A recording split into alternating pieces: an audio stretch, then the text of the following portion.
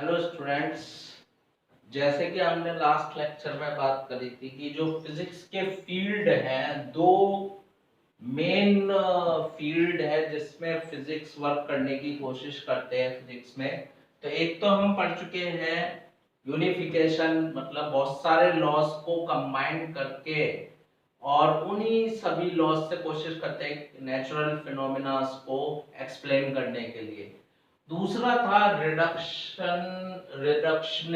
Reductionism का क्या मतलब है? रिड्यूस करना।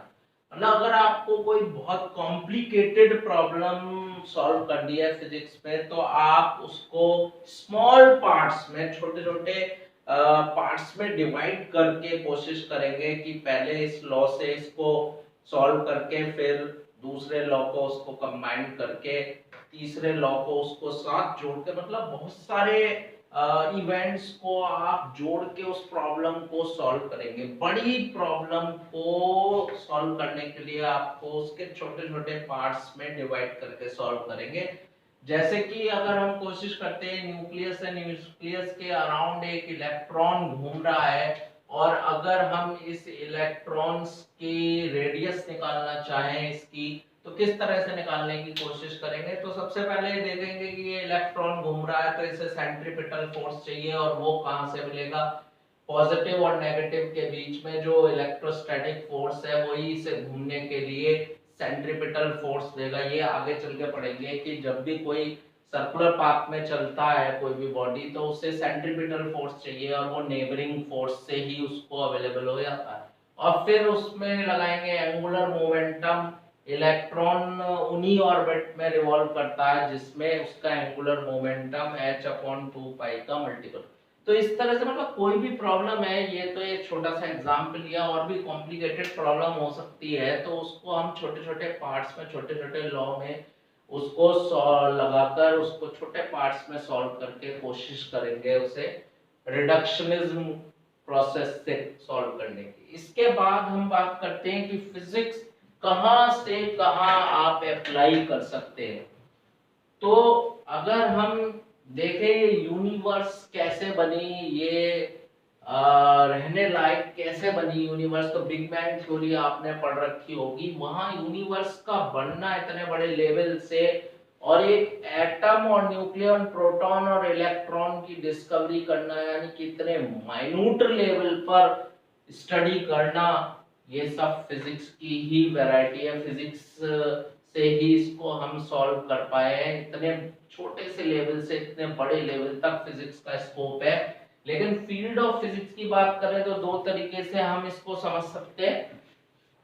एक है हमारे पास old physics, classical, macroscopic level. भाई पहले टाइम में कोई माइक्रोस्कोपिक व्यू नहीं था, हमारे पास माइक्रोस्कोप अवेलेबल नहीं था, तो हम माइक्रोस्कोपिक स्टडी नहीं कर पा रहे थे। तो हम क्लासिकल फिजिक्स, क्लासिकल मतलब ओल्ड व्यू, जैसे कि हम कहते हैं कि क्लासिकल मूवी देख रहे हैं, ठीक है? तो शोले में जो फाइट का टेक्निक थी, आज अगर हम कोई भी नई मूवी देखते हैं तो उसमें जो फाइट की टेक्नोलॉजी है वो उससे कई गुना माइक्रो लेवल पर उसको दिखाते हैं। कितना उसका फील्ड ऑफ व्यू बढ़िया माइक्रो लेवल पर आ गई। वो पहले मैक्रो लेवल पर था, फाइटिंग दिखा रहे हैं, तो वो एक मैक्रो लेवल पर, बड़े लेवल पर था। आज माइक्रो लेवल तक आप दिखा सकते हैं। इतने छोटे छोटे बुलेट फायर हो रही है, उसका भी रास्ता ट्रेस करके दिखा देते हैं आपको। तो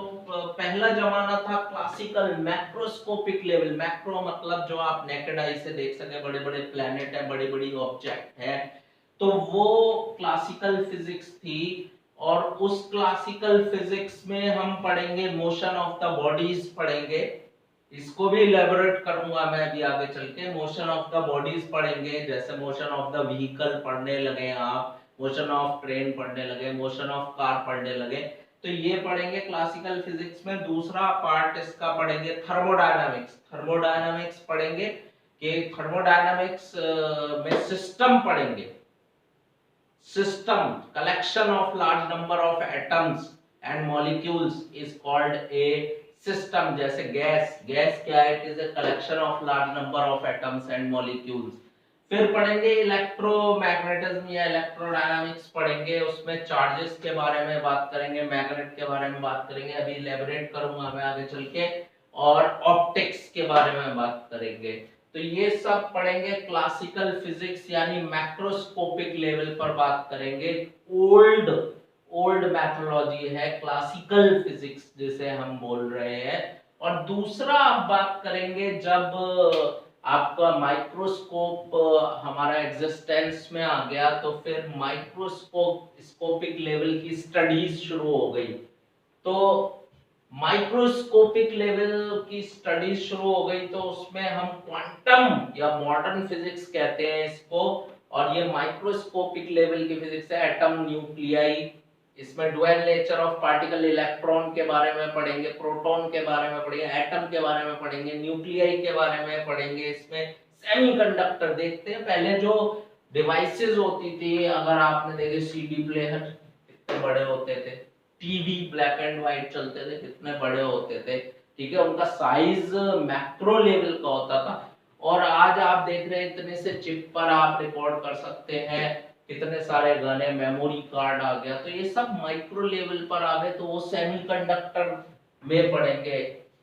कम्युनिकेशन, आजकल जो सबसे फास्ट ऑप्टिकल फाइबर के थ्रू कम्युनिकेशन हो रहा है, वाईफाई चल रहा है, ये सब कहाँ है? ये इलेक्ट्रोमैग्नेटिक वेव की डिस्कवरी के बाद ही शुरू हुआ है। तो ये दो लेवल में पढ़ेंगे।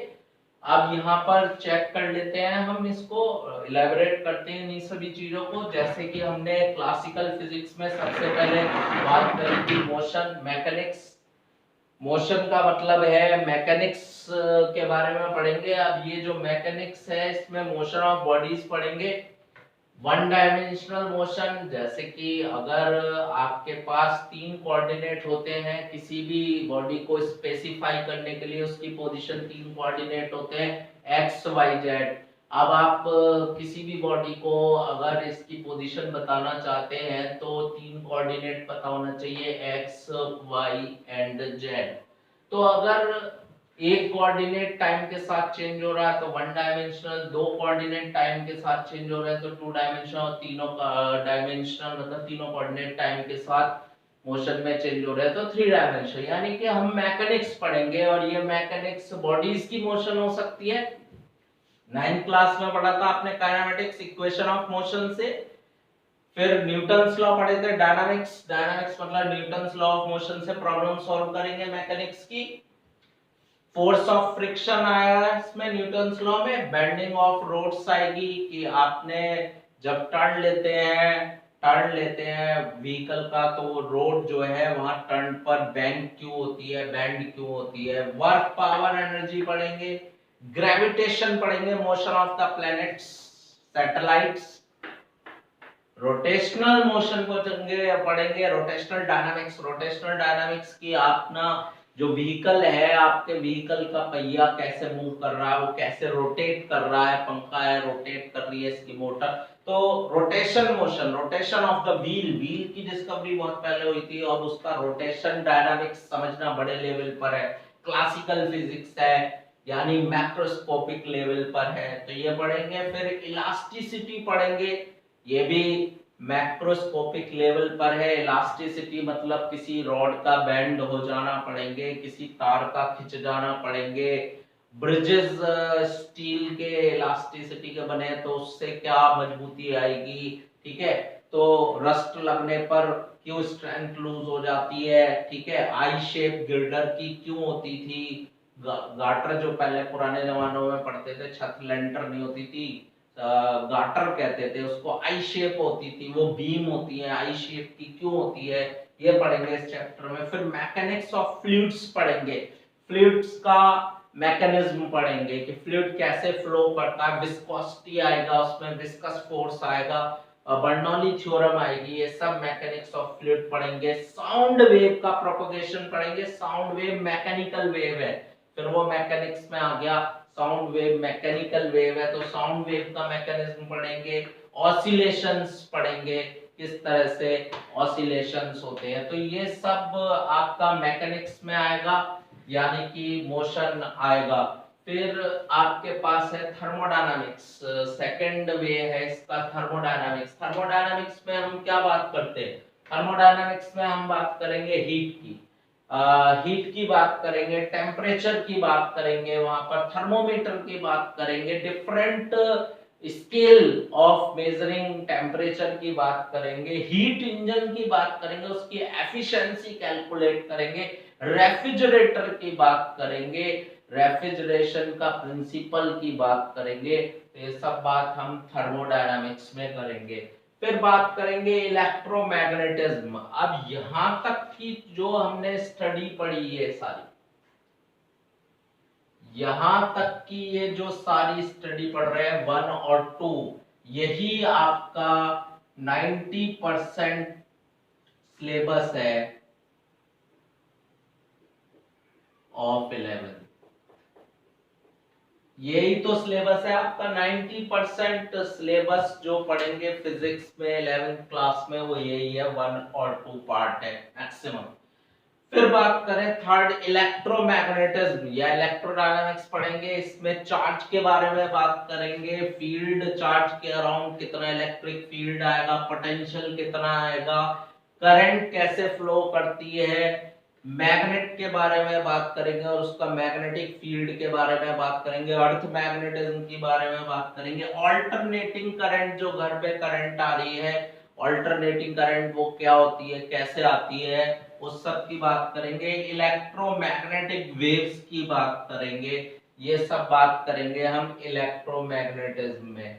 फिर बात करने जा रहे हैं, फोर्थ बात करने जा रहे हैं, ऑप्टिक्स की बात करने जा रहे हैं। ऑप्टिक्स की बात जब करेंगे तो ऑप्टिक्स में भी 2 पार्ट डिवीजन करेंगे। एक रे ऑप्टिक्स पढ़ेंगे, रे ऑप्टिक्स आप 10th में भी पढ़ते हैं, मिरर के बारे में पढ़ते हैं, लेंस के बारे में पढ़ते हैं, प्रिज्म के बारे में पढ़ते हैं, रेनबो कैसे बनता है, टोटल इंटरनल रिफ्लेक्शन कैसे होता है, प्रिज्म के बारे में पढ़ेंगे, माइक्रोस्कोप टेलीस्कोप के बारे में पढ़ेंगे, और फिर इसमें सेकंड पार्ट होगा ऑप्टिक्स, इसके बारे में बात करेंगे। तो ये सारा थर्ड और फोर्थ पार्ट ये आपका 12th क्लास का सिलेबस है जो 12th क्लास में पढ़ेंगे आप। तो अब आप समझ सकते हैं फिजिक्स की वैरायटी, फिजिक्स का स्कोप किस तरह से चल रहा है। फिजिक्स एक इलेक्ट्रॉन